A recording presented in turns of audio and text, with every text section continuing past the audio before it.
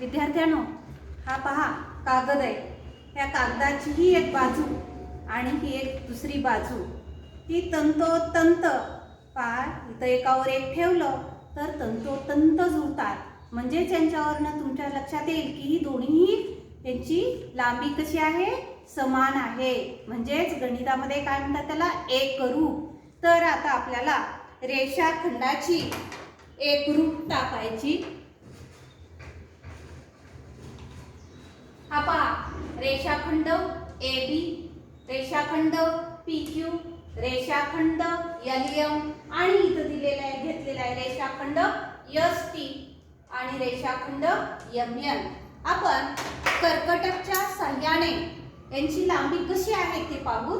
पहा, कर्कटक आपण A बिंदूवरती ठेवलं, दुसरं टोक लोखंडी टोक B बिंदूवरती ठेवलं. हेच उचलून आपण काय केलं, P आणि Q वर ठेवलं. पहा आता हेच उचलून मी तो S आणि T वर, बरोबर येते का, नाही, कारण हा रेषाखंड लहान आहे.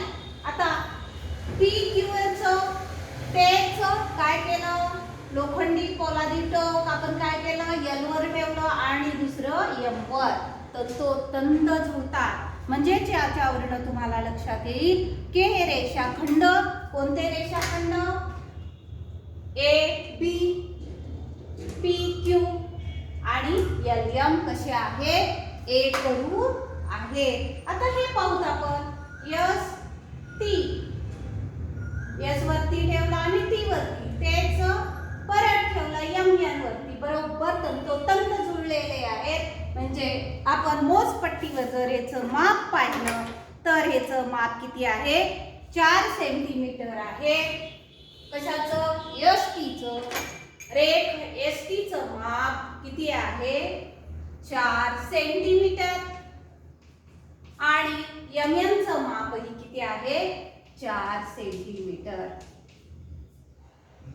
तर हेच एकरूपतेचं चिन्ह वापरून रेख ST हे दोन खालची रेषा आणि इथं अशा पद्धतीचं S दाखवल्यासारखं हे एकरूपतेचं चिन्ह आहे.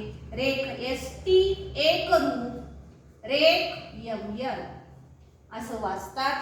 तर आता या ठिकाणी AB, रेख AB एकरूप, रेख PQ, रेख PQ एकरूप, रेख LM. म्हणजे ह्याच्यावरनं तुम्हाला लक्षात येईल ह्या रेषाखंडाला हा एकरूप आहे, दुसरा रेषाखंड ह्या तिसऱ्या रेषाखंडाला एकरूप आहे. याच्यावरनं लक्षात आलं असेल बा, म्हणजे ह्या पहिल्या रेषाखंडाला तिसराही रेषाखंड कसा असेल, एकरूपच. म्हणजेच रेख AB एकरूप, रेख LM. तर याची व्याख्या, जर दिलेल्या रेषाखंडाची लांबी जर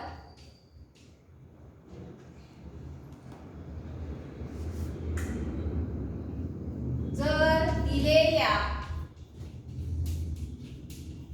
रेषाखंडाची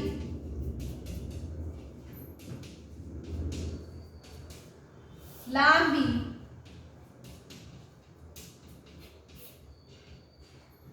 रेषाखंडाची लांबी समान असेल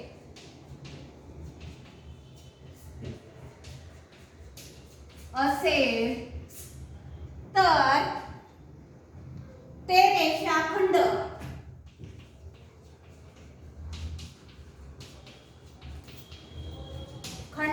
कसे असतात, एकरूप.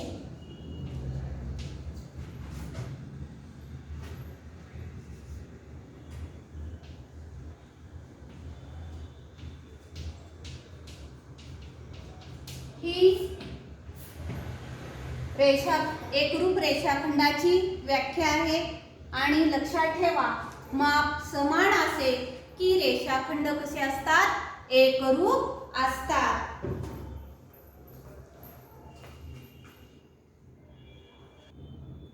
रेषाखंडाची आपण एकरूपता पाहिली. समान माप असेल तर ते दोन रेषाखंड एकरूप असतात. तर आता आपल्याला कोणाची एकरूपता पाहिजे. इथं पहा तुम्हाला कोण दिसतात. कोण ए बी सी किती मापाचा आहे?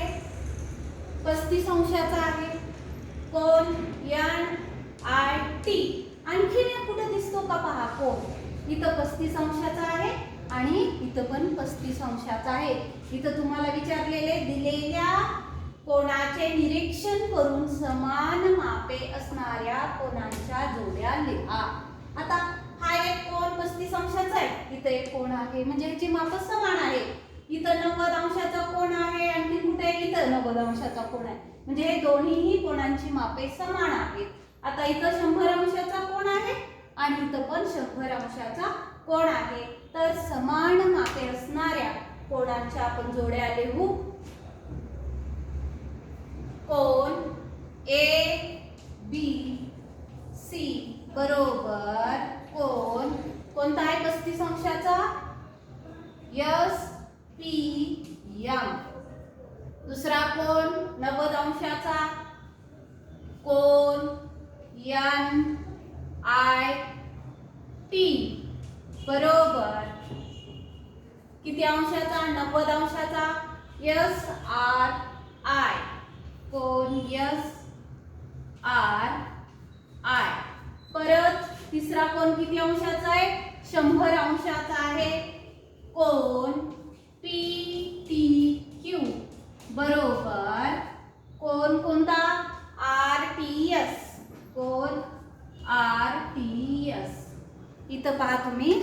तर हे कसे आहेत? समान मापाचे कोण आहेत. म्हणजेच बघा, जर तुम्ही आपला पारदर्शक कागद असतो, त्या कागदावर जर तुम्ही हा कोण बरोबर रेखाटला, नावासहित आपण रेखाटलं, त्याच्यावर पेन्सिलनं काढलं आणि ह्याच्यावरती जर ठेवला तर तो कोण तंत त्याच्यावरती काय होतो? जुळतो. म्हणजे त्याच्यावरनं लक्षात येतं की कोण काय झालेले? एकरूप आहे. म्हणजेच कोण ए बी सी या ठिकाणी एकरूपतेचं चिन्ह लिहून अशा पद्धतीनं कोण यस कोणता आहे? यस पी एम हे एकरूपतेचं चिन्ह लिहून अशा पद्धतीने लिहायचं. आणि कोणाची एकरूपता ही भुजाच्या लांबीवरती अवलंबून नसते. तर कोणाची जी एकरूपता आहे ती कोणाची एकरूपता कोणाच्या मापावरून आपल्याला एकरूप कोण आहेत हे ठरवता येतं. तर एकरूपता कोणाची व्याख्या ज्या कोणाची मापे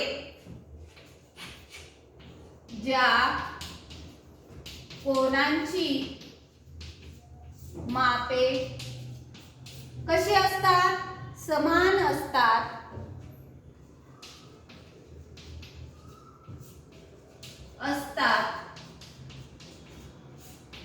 ते कोण एकरूप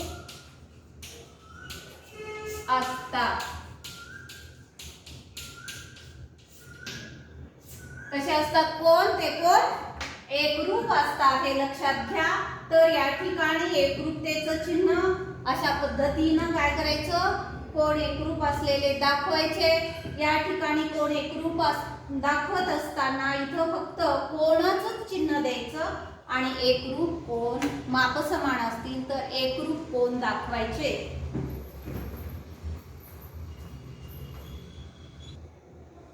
त्रिकोणाची एकरूपता पाहिली. आता आपल्याला वर्तुळाची एकरूपता पाहिजे. तर हे पहा, इथे एक वर्तुळ दिलेला आहे. ही त्रिज्या इथून इथपर्यंत किती आहे? 2 सेंटीमीटर आहे. ही त्रिज्या या वर्तुळाची 1 सेंटीमीटर आहे आणि ही किती आहे? 2 सेंटीमीटर आणि ही 1 सेंटीमीटर आहे. ही किती आहे? त्रिज्या 2.5 सेंटीमीटर आहे.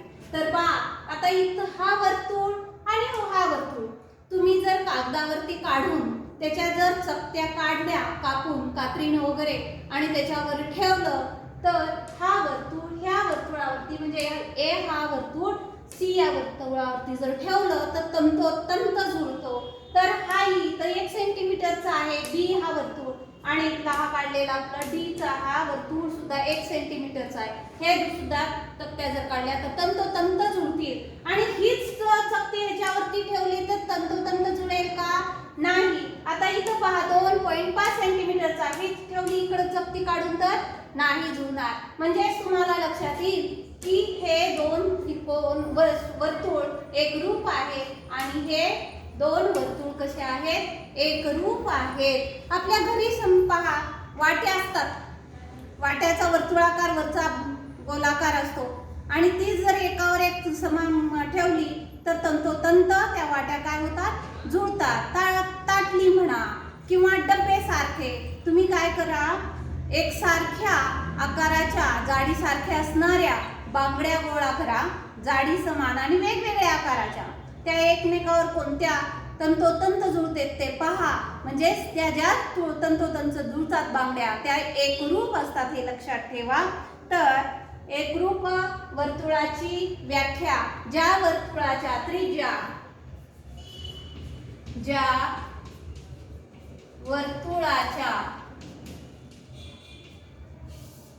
त्रिज्या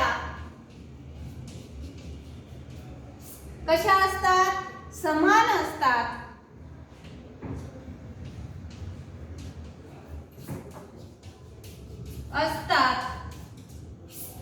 त्या वर्तुळांना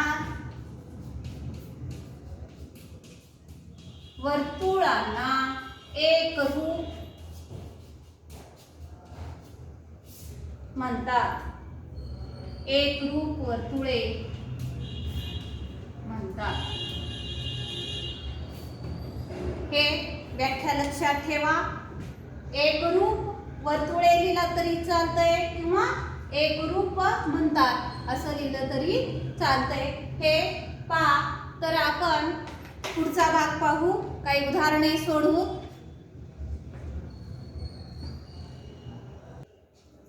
मुलांनो, कोणताही तुमच्या घरचं वगैरे अशा प्रकारचं खोकं घ्या आणि त्याची पाहायचं ही बाजू समान मापाची दिसते ना.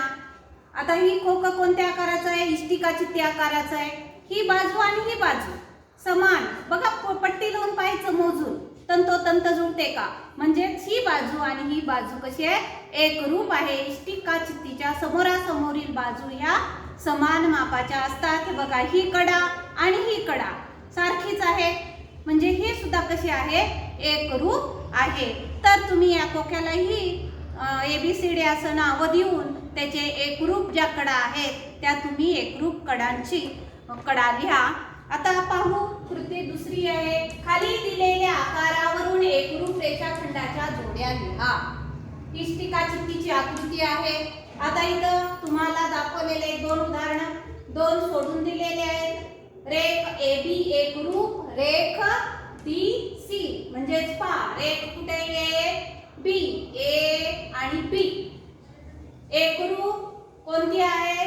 DC म्हणजे ह्याच्या समोर ही कडा ही एकरूप आहे. नंबर 2 रेख AE कुठे पहा? AE एकरूप, रेख BH कुठे? BH. हे या रेषाखंडाला हा रेषाखंड कसं आहे? एकरूप आहे. नंबर 3 रेख EF कुठे पहा? रेख EF. आता त्याची पुढची समोरची कडा रेख HG. तिथं रिकाम्या जागा दिलेली आहे तिथं भरायचं रेख HG. आता पुढचं दुसरं आहे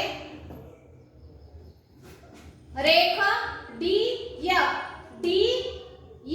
त्याची एकरूप कोणतं आहे? रेख पहा इथं DF आहे. इथं पुढे समोर रेख AE.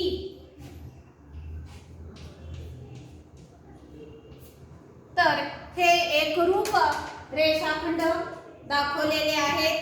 तुम्ही असं वेगवेगळे खोकं म्हणा दुसऱ्या आकाराचं म्हणा तर रेषाखंड कसे एकरूप दाखवायचे ते तुम्ही वहीवरती आकृत्या काढून दुसऱ्याही आणखीन तशाच बाजू एकरूप दाखवा.